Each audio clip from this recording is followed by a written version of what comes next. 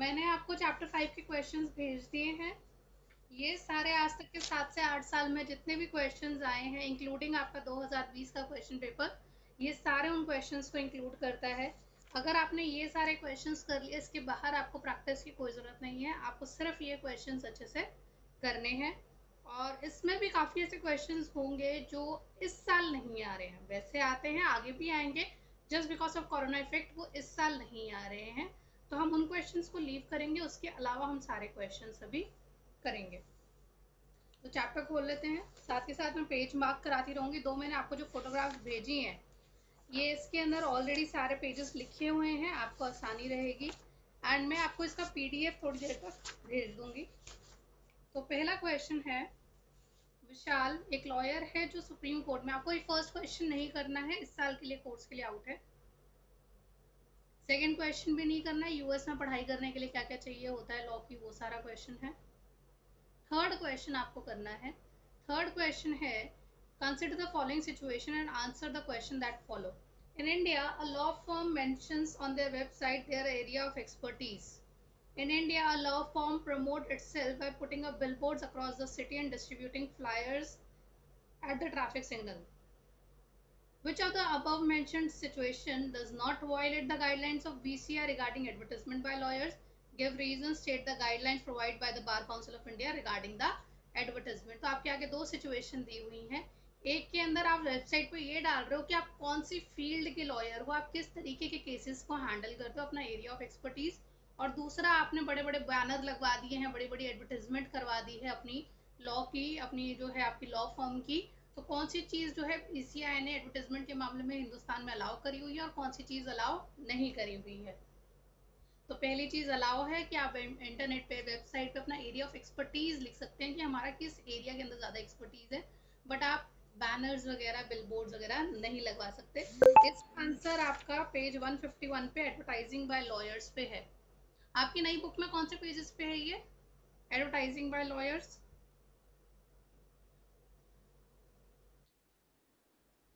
151 पे है। ठीक है, तो इसका आंसर आपको वहां से लिखना है, जिसके अंदर मैंने आपको मार्क करवाया था कि कौन कौन सी piece of information BCI allow करता है एडवर्टाइज करना।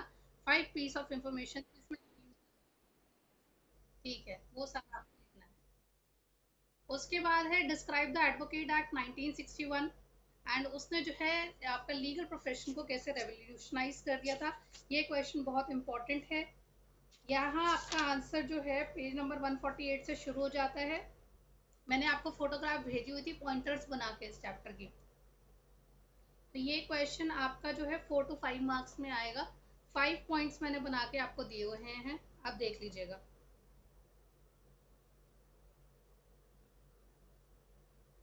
देख लिया।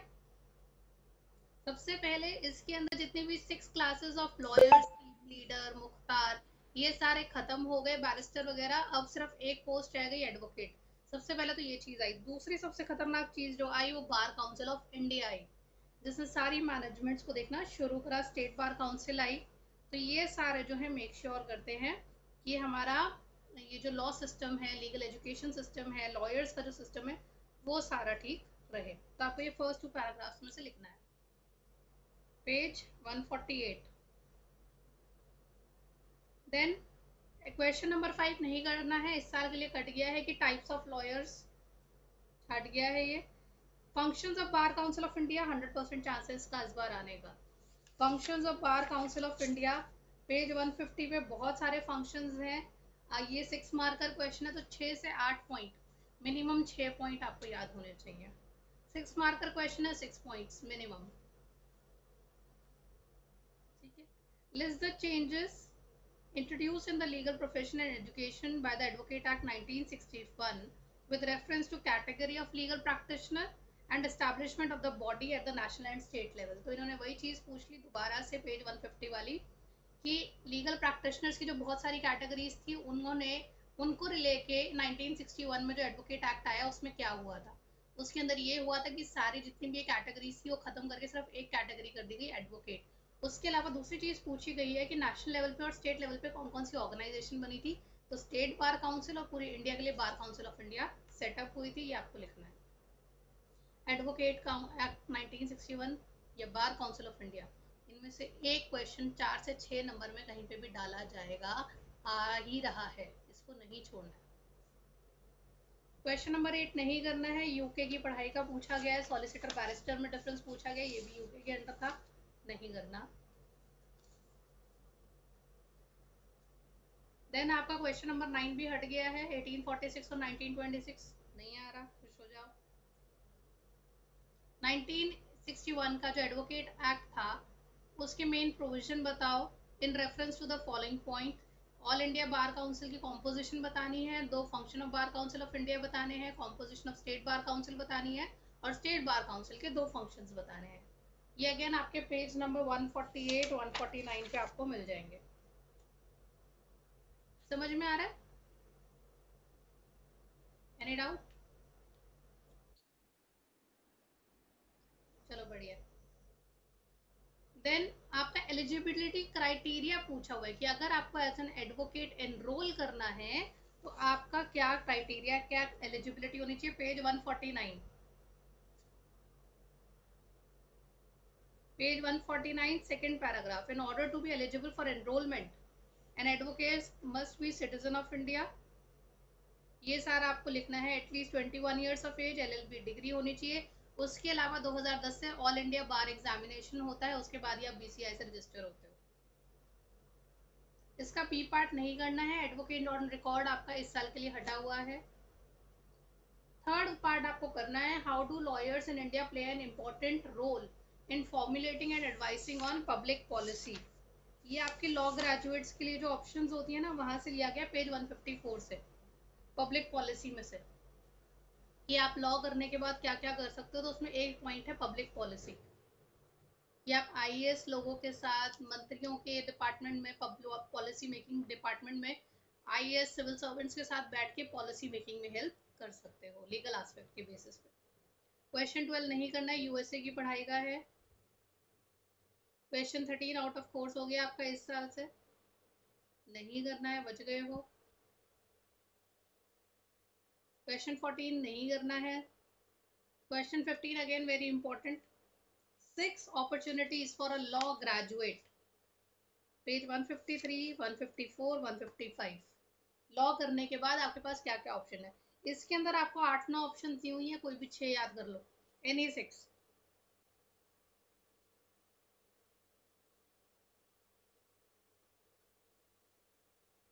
अगला 16th क्वेश्चन है, अरुण जो है एक लॉ ग्रेजुएट है, who hopes to work as a law clerk come research assistant, which of the following will make him eligible।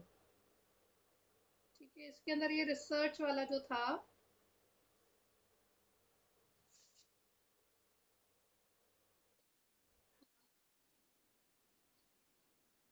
ठीक है, all India judicial service examination, page 155। Then question 17 नहीं करना है। Question 18 again very important, ambulance chasing. मैंने आपको बताया था कि एम्बुलेंस चेजिंग यूएस की बहुत खराब डेरोगेटरी प्रैक्टिस है, जिसमें कोई विक्टिम जो है अगर एम्बुलेंस में जा रहा है तो उसके पीछे पीछे ये भागते अपना कार्ड पकड़ाने के लिए कि हाँ जी आपको कोई लीगल सर्विस चाहिए तो हम आपकी हेल्प करेंगे, आपके साथ क्या हुआ, गया एक्सीडेंट हो गया तो चलो हम आपको भरपाई करवाएंगे। ये सब चीज़ें इसको बहुत डेरोगेटरी माना जाता है। और उसके बिहाफ पे इंडिया में एडवर्टाइजमेंट को लेके क्या क्या नॉर्म्स हैं, जिसके अंदर वही 5 पीसेस ऑफ इंफॉर्मेशन आपको लिखनी है, page 151 152। Professional duties of an advocate, page 150 पे है आपका। हाँ, यस, ठीक है, मैं कर। Question number 19, professional duties of an advocate, 6 marks का है। जब आपसे 6 मार्क्स का पूछा गया मतलब पूरा एलैबोरेटेड पूछ लिया गया है। अब इसके अंदर 2 तरीके की ड्यूटी है, मैंने आपको ही बताया था। एक आपकी एडवोकेट की ड्यूटी होती है अपने प्रोफेशन की तरफ, दूसरी एडवोकेट की ड्यूटी होती है अपने क्लाइंट की तरफ। आपको दोनों के एटलीस्ट 3-3 पॉइंटर्स लिखने हैं, minimum 3-3 points each. Then question 20 नहीं करना है, बच गए। देन क्वेश्चन 21 अगेन, अगर आप एज एन एडवोकेट एनरोल करना चाहते हो तो आपको क्या क्या क्वालिफिकेशन चाहिए, पेज 151 फर्स्ट पैराग्राफ। क्वेश्चन 22 इस साल के लिए आउट ऑफ कोर्स है कि यूएस में पढ़ाई करने के लिए क्या क्या चाहिए। क्वेश्चन 23 आपका आउट ऑफ कोर्स हो चुका है इस साल के लिए। 6 opportunities of a law graduate, कि लॉ करने के बाद आपके पास क्या क्या ऑप्शन है, एटलीस्ट 6 पॉइंट्स लिखने हैं, page 153, 154, 155। Question 25 out of course. Question 26 again law करने के बाद क्या क्या ऑप्शन है, 6 points. 27 out of course US की पढ़ाई, देख लो पहले कितना आता था, इस बार नहीं आ रहा है। 1961 का एडवोकेट एक्ट में क्या क्या चेंजेस है वो आपको बताना है, जिसके अंदर अगेन वही जो आपकी कैटेगरीज ऑफ लॉयर्स थी वो सब एक मर्ज होकर एडवोकेट बन गई, और आपका बार काउंसिल ऑफ इंडिया और स्टेट बार काउंसिल सेटअप हुए थे। First two paragraph page 148।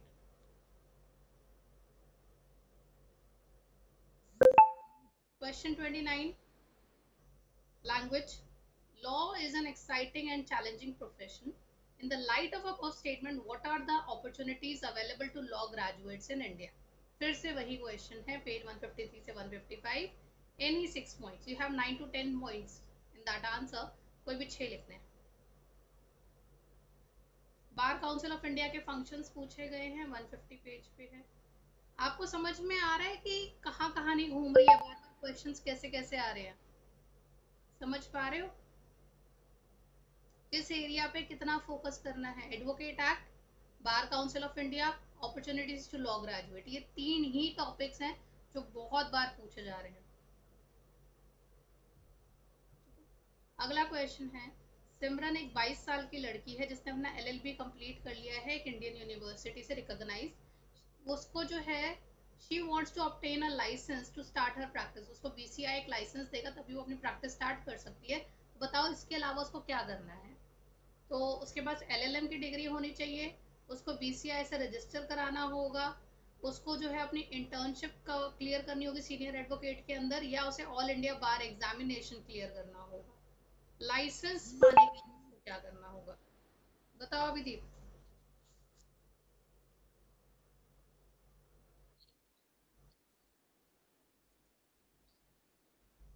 और रजिस्टर्ड विद बीसीआई तो है, इसके अलावा इसके अंदर पूछा गया है कि उसको लाइसेंस चाहिए स्टार्ट करने के लिए अपनी प्रैक्टिस ना। लाइसेंस वाला बार काउंसिल के साथ लिखा हुआ है या उसके साथ लिखा हुआ है,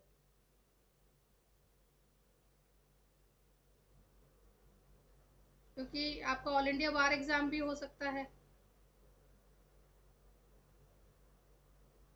to start her practice to obtain licence,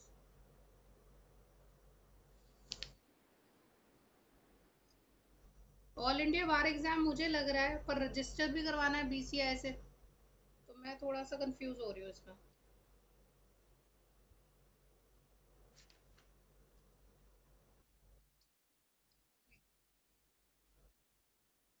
additional requirement, she must clear all India bar exam. ये कौन से ईयर का क्वेश्चन था अभिदीप?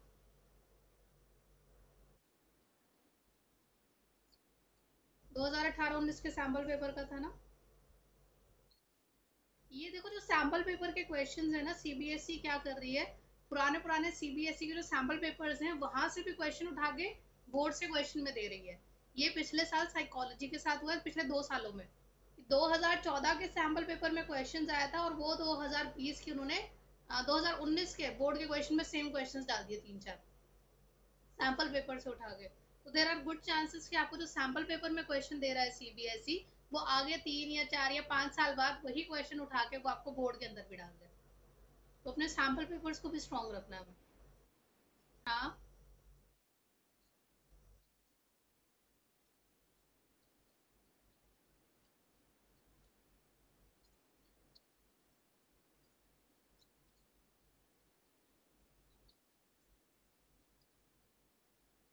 ठीक है, आगे कंटिन्यू करते हैं। क्वेश्चन 32 नहीं करना है, इस साल के लिए हट गया है। 32 के दोनों पार्ट नहीं करने, दोनों पार्ट आउट हो गए हैं।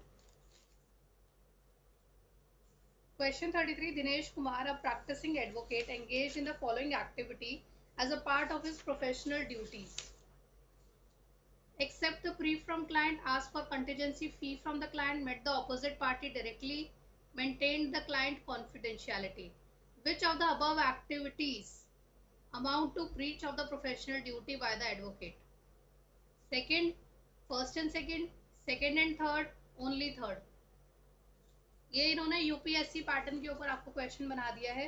जो बच्चे यूपीएससी के लिए एस्पायर कर रहे हैं, कुछ भी है, आपको इस तरीके के क्वेश्चंस आएंगे जिसके अंदर आपको 4 ऑप्शंस दी जाएंगी एंड इसमें आपको जो वो दी जाएगी कि चॉइसेस, वो खाली पहला, खाली दूसरा, तीसरा, इस तरह से मिक्सिंग करके आती है।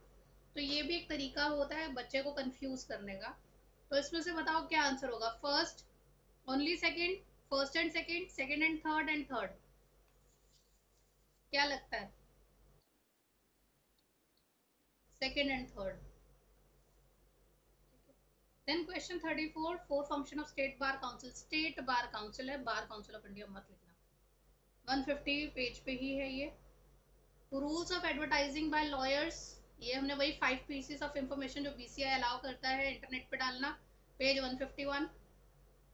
क्वेश्चन 35, कैमियर कमेटी हट गया है, इस साल आपके लिए नहीं है, काफी कोर्स कट गया चैप्टर 5 से। एक question number 36, 6 opportunities for law graduate, again we are done with it. Question 37, this year out of course. Then question 38, bar council of India जो है काफी high ethical and moral standards बना के रखता है एडवोकेट पे। ऑन दिस लाइन ये advocates को एडवर्टाइजिंग करना अलाउड नहीं करता है, बट सर्टेन इंफॉर्मेशन अलाउ करता है इंटरनेट पे। तो बताओ कौन कौन सी इंफॉर्मेशन एक एडवोकेट इंटरनेट पे डाल सकता है? ठीक है, 5 पीसेस ऑफ इंफॉर्मेशन 151 पेज के ऊपर है। और उसके अलावा एक और सेकंड क्वेश्चन है, how does it regulate high ethical standards for advocate. सबसे पहले एथिकल स्टैंडर्ड जो है एडवोकेट के कैसे मेंटेन करता है, इसके अंदर आप आ जाएंगे।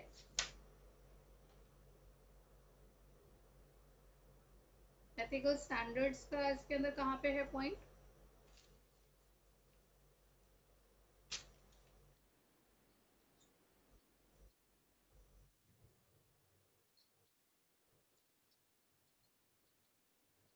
प्रोफेशनल स्टैंडर्ड्स वगैरह। हाँ, तो इसके अंदर इन्होंने पहला पार्ट जो पूछा है वो professional duty of an advocate पूछ लिया एथिकल स्टैंडर्ड के मामले में। वो हो गया आपका शायद 4 मार्क्स के हिसाब से देखा है इन्होंने या 3 मार्क्स के हिसाब से देखा। तो सबसे पहले आपकी जो है ड्यूटीज पूछ ली इन्होंने एथिक्स के मामले में। सेकेंड पार्ट इसमें इन्होंने पूछा कि कौन कौन सी इंफॉर्मेशन एडवोकेट को अलाउ है इंटरनेट पर डालना, एडवर्टाइज करना, वो इनका सेकेंड पार्ट हो गया which can be of 2 marks. And what is the prerequisite to be compiled by the advocate for publishing such information? इस इंफॉर्मेशन को डालने के लिए क्या क्या प्री रिक्विजिट चाहिए ये एक बार हम देखते हैं। Prohibit from promoting itself, this is this।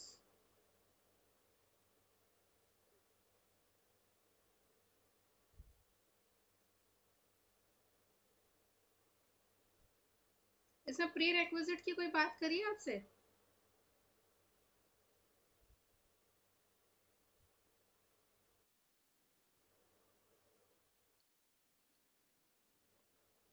इसके अंदर आप ये लाइन ऐड करना चाहो तो कर सकते हो पेज 151 पे, थर्ड लाइन एडवर्टाइजिंग की। An advocate is prohibited from promoting himself through circular advertising, touts, personal communication, interviews, other than through personal relation, furnishing and inspiring newspaper comments, or producing his photographs to be published in connection with the cases which he has been engaged or concerned। आप ये line लिख सकते हो, इसका शायद आपको 1 mark मिल जाए। तो ये टोटल आपका 6 मार्कर बन जाएगा। इसमें 3 मार्क्स के आपके प्रोफेशनल एथिकल स्टैंडर्ड्स हैं, 2 मार्क्स की आपकी इंफॉर्मेशन है जो आप इंटरनेट पर डाल सकते हो, और प्री रेक्विजिट के अंदर आपके जो कमेंट्स हैं किसी केस के रिलेटेड, आपकी फोटोग्राफ अगर किसी केस में आप एंगेज हो उसके रिलेटेड, वो डल सकती है। ये आपका आंसर 6 मार्कर बन गया। उसके बाद है आपका एडवोकेट एक्ट 1961, उसके अंदर कैटेगरी ऑफ प्रैक्टिशनर को लेके जो कंबाइन हो गई थी फिर से वही लिखना है। और एनरोलमेंट करवानी हो आपको एज एन एडवोकेट तो आपको क्या क्या क्राइटेरिया चाहिए, फिर से वही लिखना होगा। बार काउंसिल ऑफ इंडिया कैसे ऑर्गेनाइज होती है उसकी कॉम्पोजिशन लिखनी है आपको, उसके रोल्स एंड फंक्शंस लिखने हैं, trace and history advocate act 1961 लिखना है आपको। जैसे बार काउंसिल की स्टार्टिंग लिखनी है कि एडवोकेट एक्ट 1961 के द्वारा बार काउंसिल ऑफ इंडिया की स्थापना हुई थी पूरे इंडिया के लिए। समझ में आया? आगे बढ़े। 41 फिर से वही क्वेश्चन है, लॉ की क्या क्या अपॉर्चुनिटीज अवेलेबल हैं। क्वेश्चन 42 नहीं करना है, आउट ऑफ कोर्स हो चुका है। क्वेश्चन 43 नहीं करना है, आउट ऑफ कोर्स हो चुका है। क्वेश्चन 44 नहीं करना है। नहीं, क्वेश्चन 44 एक सेकंड देखने दो। नहीं करना, आउट हो चुका है। क्वेश्चन 45 नहीं करना है। क्वेश्चन 46 का ए पार्ट करना है, विमेन एंड लीगल प्रोफेशन। ये आपको 6 मार्कर के क्वेश्चन का हाफ पार्ट है। ये 3 मार्क्स का क्वेश्चन पूछा गया है आपसे। सेपरेट आ गया तो 4 मार्क्स में आ जाएगा। विमेन एंड लीगल प्रोफेशन की 1923 लीगल प्रैक्टिशनर एक्ट 1923 के अंडर, उससे पहले ये अलाउ नहीं था विमेन को इंडिया के अंदर प्रैक्टिस करना। पहले मिस हजरा ने जो है बिहार की, पटना की, उन्होंने अपील करी थी पर उनकी अपील खारिज हो गई थी। उसके बाद पहली जो विमेन लीगल लॉयर बनी थी वो थी मिस कॉर्नेलिया सौराब जी, अहमदाबाद हाई कोर्ट से। वो सारा आपको लिखना है। आज भी वुमेन का नंबर जो है एज कम्पेयर टू मेन काफ़ी कम है। वुमेन जो है कॉर्पोरेट सेक्टर के अंदर ज़्यादा जा रही हैं। अब नंबर का कॉर्पोरेट सेक्टर के अंदर वुमेन का फिर भी काफ़ी बढ़ रहा है। इसको मेल डोमिनेटेड प्रोफेशन ज़्यादा माना जा रहा है। ये आपको लिखना है। बी पार्ट है professional ethics of lawyers in India, then वही प्रोफेशनल उसकी ड्यूटीज लिखनी है। नीचे मैंने आपको जो है एक डिवीजन बना के दिया हुआ, एक टेबल बना के दिया हुआ, इस साल के लिए एप्लीकेबल नहीं है, वो छोड़ देना।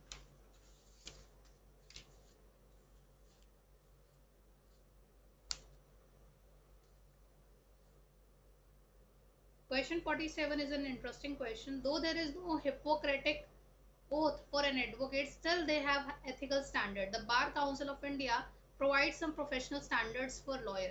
तो इसके अंदर आपकी ड्यूटी, स्टैंडर्ड्स, एथिक्स की बात करी गई है। फिर से वही लॉयर के, एडवोकेट की duty towards his profession and towards the client आपको लिखनी है। Which of the following is a prerequisite for becoming an advocate in India? 48th question. Hindustan में लॉयर बनने के लिए मिनिमम आपको क्या चीज चाहिए?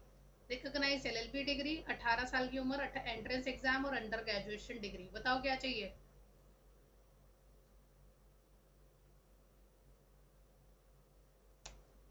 A B C D. Recognise LLB degree, 18 साल की उम्र, एंट्रेंस एग्जाम और अंडर ग्रेजुएशन डिग्री। क्या होने से आपकी लॉयर बनने की शुरुआत हो जाएगी?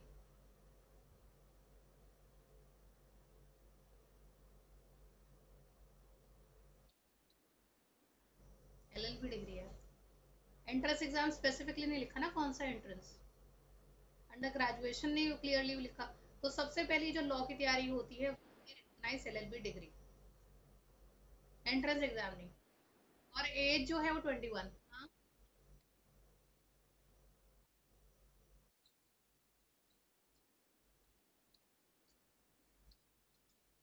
डिग्री। 21 साल की उम्र में हम एंट्रेंस तो देंगे नहीं। दे सकते हैं पर जनरली हम 18 साल की उम्र में देने वाले हैं, है ना। तुम किस एज में दोगी अपना एंट्रेंस? 17 18? 18 में। चलो। An advocate wanted to create his website, अपनी वेबसाइट बनवाना चाहता है बट उसको ये नहीं पता है कि वो क्या क्या कंटेंट डाले वेबसाइट पे। As an adviser well versed in this field, आप बहुत पढ़े लिखे हैं लॉ की फील्ड में, आप उसको एडवाइस करो कि क्या क्या इन्फॉर्मेशन वो डाल सकता है। क्या वो ये डाल सकता है कि उसने नंबर ऑफ केसेस कितने जीते हैं, कितनी फीस चार्ज करता है और कितने इंटरव्यू दिए हैं? इन तीनों में से कौन सा ऑप्शन डाल सकता है वो?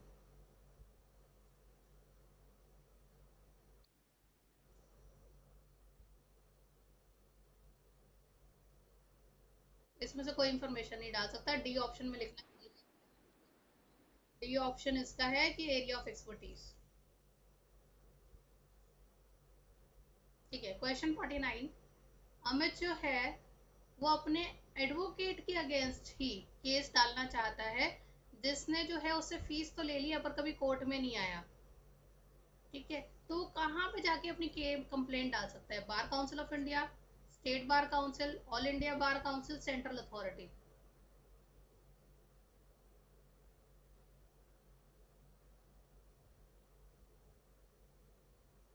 सीधा बार काउंसिल भी जा सकता है, वैसे स्टेट बार काउंसिल में भी जा सकता है, पर कंप्लेंट जो है वो बार काउंसिल ऑफ इंडिया लेता है।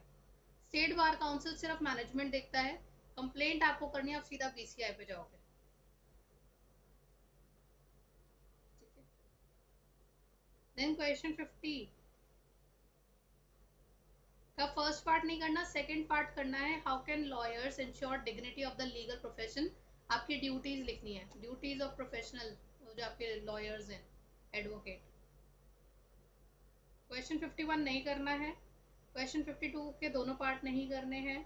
क्वेश्चन 53 नहीं करना है। क्वेश्चन 54 नहीं करना है। इस साल आपके कोर्स से आउट हो गया है काफी सारा डेटा। क्वेश्चन 55 नहीं करना है। क्वेश्चन 56 नहीं करना है। क्वेश्चन 57 नहीं करना है। क्वेश्चन 58 वही एडवोकेट एक्ट में क्या क्या चेंजेस आ गए थे composition of bar council of India में और composition of state bar council के अंदर, इनकी कॉम्पोजिशन बतानी है basically. 3 functions of bar council of India and state bar council कर चुके हैं हम। Ambulance chasing is a common practice in USA. USA के अंदर काफी चलता है ambulance chasing, but is not representative of professional practice in India. तो बताओ इंडिया के अंदर आप किस तरह से एडवर्टाइज कर सकते हो, वही बीसीआई की गिवन 5 इंफॉर्मेशन डाल के। और ये कितने मार्क्स का क्वेश्चन है उस हिसाब से मैं इसकी लेंथ बढ़ाती हूँ। इसके मार्क्स नहीं लिखे हुए, ओके। अगर ये 4 मार्क्स से ऊपर का है, 3 मार्क्स से ऊपर का है, तो आप वो वाला ऊपर का पैराग्राफ भी लिख सकते हो कि आप जो है डायरेक्टली आप कोई अपनी एडवर्टाइजमेंट नहीं कर सकते, बट किसी केस के रिलेटेड आपकी फोटोग्राफ या कमेंट आ गया, दैट इज अलाउड। क्वेश्चन 59 नहीं करना है। क्वेश्चन 60 अगेन रिपीट है। इसमें पूछा गया है कि कौन सी बॉडी है, कौन सी ऑर्गेनाइजेशन है जो लीगल प्रोफेशन का टेक केयर करके चलती है, उसके बारे में सारे उसके फंक्शंस वगैरह आपको लिखने हैं। 6 मार्क का क्वेश्चन है। तो Bar council of India plus उसके functions. First lady lawyer allowed to practise in Indian court, जल्दी से बताओ।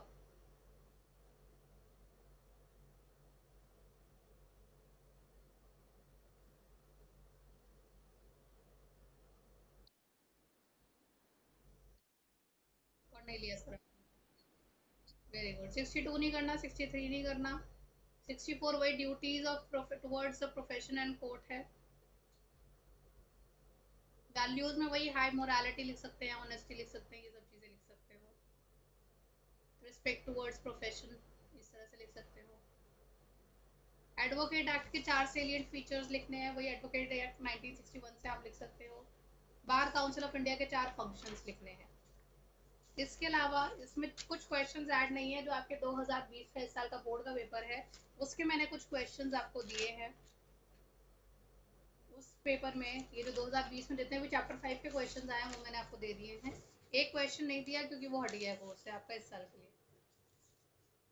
सबसे पहला क्वेश्चन है, dash was enacted to expressly provide that no woman would by reason only for her sex be disqualified from being admitted or enrolled as a legal practitioner or from practicing as such। क्या answer है इसका?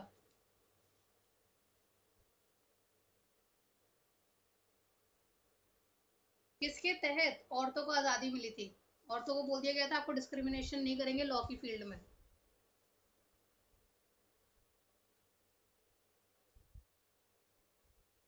क्या answer है इसका?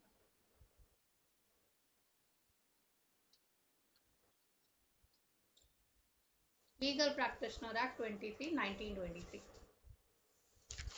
My next question is, Rohan Abbas जो है वो एक नया बना क्रिमिनल लॉयर है और बार काउंसिल ऑफ इंडिया से अप्रूवल लेने के बाद उसने 5 पीस ऑफ इंफॉर्मेशन जो है उसको अलाउ करा गया है कि वो इंटरनेट पर डाल सकता है।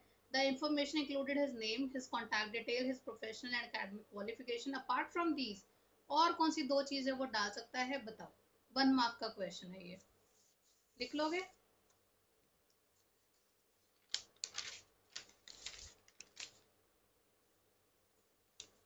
देन अगेन आपका नेक्स्ट क्वेश्चन है, फर्स्ट इंडिया लेडी वकील to be enrolled was miss Hazra, Anna Chandy, Cornelia Sorabji, Fatima बीवी।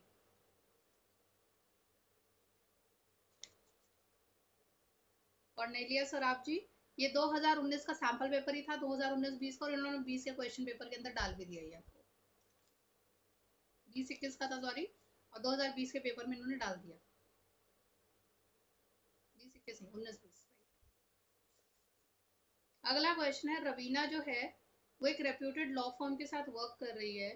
हर areas of specialisation typically involve practising in commercial and economic laws and advising on issues pertaining to commercial transaction between two parties.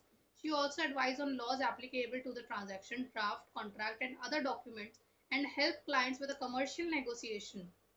Raveena किस चीज के अंदर specialise है? Corporate law, taxation law, transactional law, या legal process outsourcing?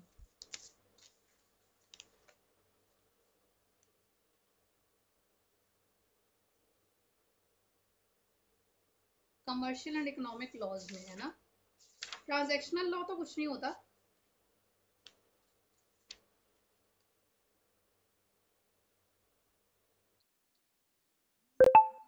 नहीं, transactional law, transactional corporate नहीं है। आप law firm, under law firm practice में आना, page 153, page 153 law firm practice की 5th-6th लाइन के अंदर ये लाइन है, हमने मिस कर दी है, मुझे अंडरलाइन करवानी चाहिए थी। Transactional law at law firm typically involves practising in commercial and economic laws and advising.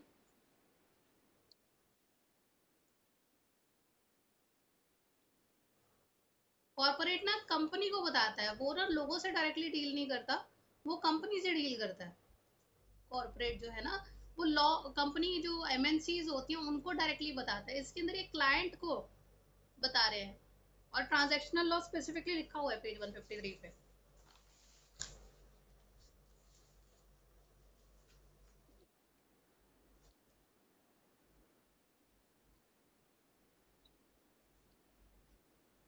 नहीं, वो कॉर्पोरेट एमएनसी पूरी कंपनी का काम देखते हैं वो, और वो अलग अलग लोगों से डील नहीं करते, वो एक कंपनी, जिस कंपनी के साथ हैं वो, जिस कंपनी ने उनको हायर करा है उनका करते हैं। या तो आप एक लॉ फर्म के साथ हो जिसका काम ये है कि अलग अलग एमएनसीज के लिए सर्विसेज प्रोवाइड करना, या तो आप लॉ फर्म की पे रोल पे हो सकता है कि लॉ फर्म ने आपको सैलरी पे रख लिया है कि आपके पास जो भी एमएनसी आएगी आप उसको सर्विसेज प्रोवाइड करोगे, या एमएनसी ने डायरेक्टली आपको हायर कर लिया है। ठीक है, उस पर फर्क हो जाता है। एमएनसी ने आपको डायरेक्टली हायर कर लिया कि सिर्फ हमारा काम देखेगी, तो फिर वो जो है आपका कॉर्पोरेट लॉयर हो जाएगा। ठीक है, और लॉ फर्म के अंदर भी अगर हो और आप एमएनसी के साथ डील करो, इंडिविजुअल के साथ डील नहीं कर रहे हो, तो भी आप कॉर्पोरेट लॉ के ही मतलब स्पेशलाइज माने जाओगे। इसके बाद आपका चैप्टर 5 का कोई और क्वेश्चन है? हाँ, regulatory functions of bar council of India, फिर से आपसे यही पूछा गया है। फंक्शंस लिख देना, 2 मार्क्स के रेगुलेटरी फंक्शंस हैं। रेगुलेटरी फंक्शंस जो है आपका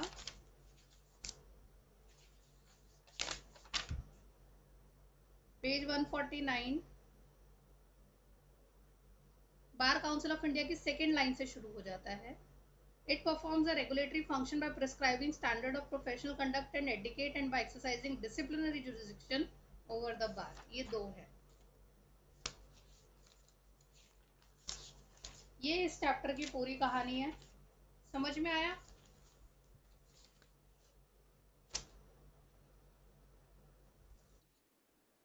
क्लियर है? दिक्कत तो नहीं हुई? ठीक है, नेक्स्ट क्लास में हम चैप्टर नंबर 6 शुरू करेंगे। अब उसको भी निपटाते हैं, हम अपने कोर्स के एंडिंग के टूवर्ड्स आ रहे हैं। ठीक है, फिर मैं चैप्टर नंबर 2 के एक बार रिविजन स्टार्ट करूंगी। काफ़ी बच्चों का, मेरे ख्याल से कनिका का और तुम्हारा चैप्टर 2 मुझे दोबारा लेना है, तुम्हारा हुआ नहीं था ना। ठीक है।